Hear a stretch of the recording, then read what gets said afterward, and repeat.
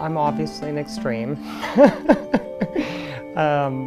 What I found when I came out of the closet as trans, because I will say I always knew I was trans. And I think that's not true of all trans people. It's not what defines us.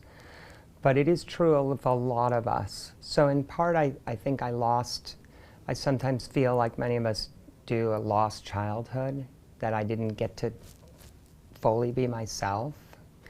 But on the other hand, I also feel like I was able to frequently be myself because I was never in the closet to myself. And it was something that I always found a little space, literally closet sometimes, to be myself. Growing up in the Valley, and my dad started a software company, I learned to code. And the first reason I learned to code, the first thing I did with it was I wrote a little thing of code to password protect a file. It was like really early days. My dad had bought a computer and it was assembled. And it was the first private space that I had with sisters and cousins, and my mom, as nosy as we all knew she was, there was no way I could have a diary. But the first place I could write was this space that I knew like no one would read but me.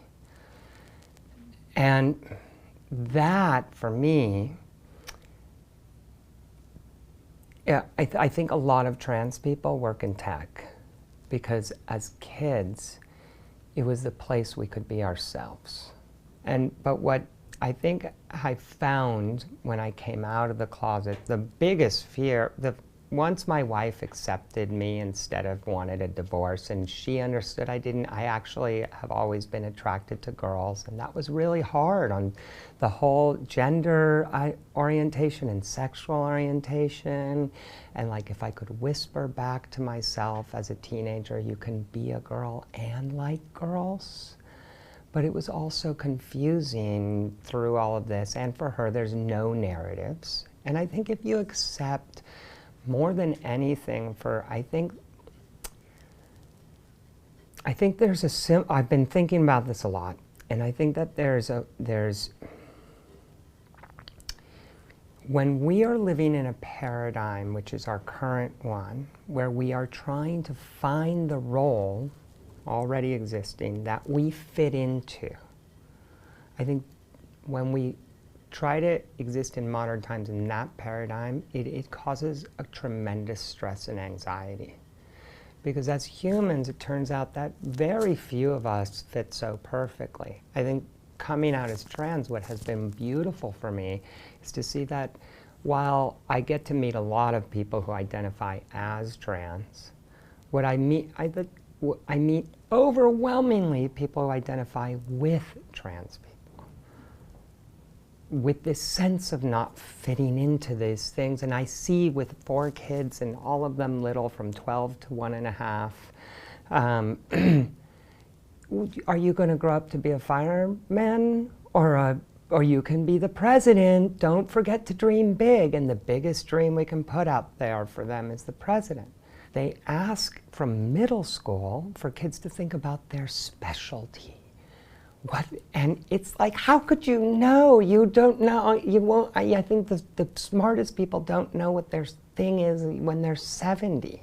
But the biggest dream should be, you're going to invent something we don't know yet.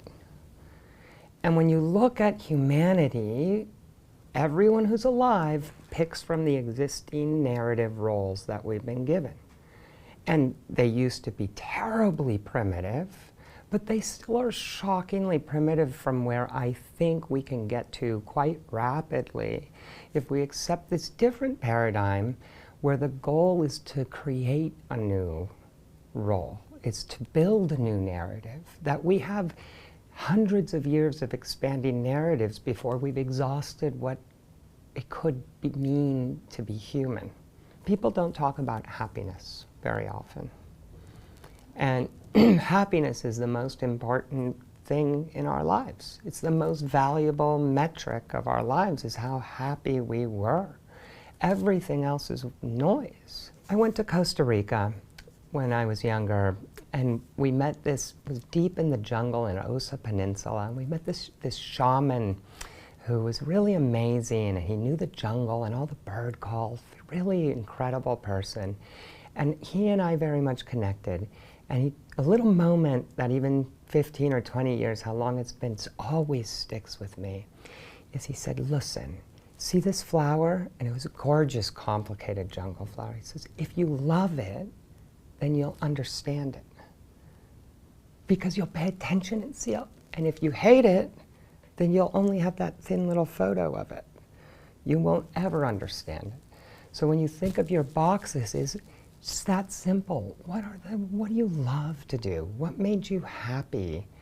And those are the things that your soul are fighting to find again.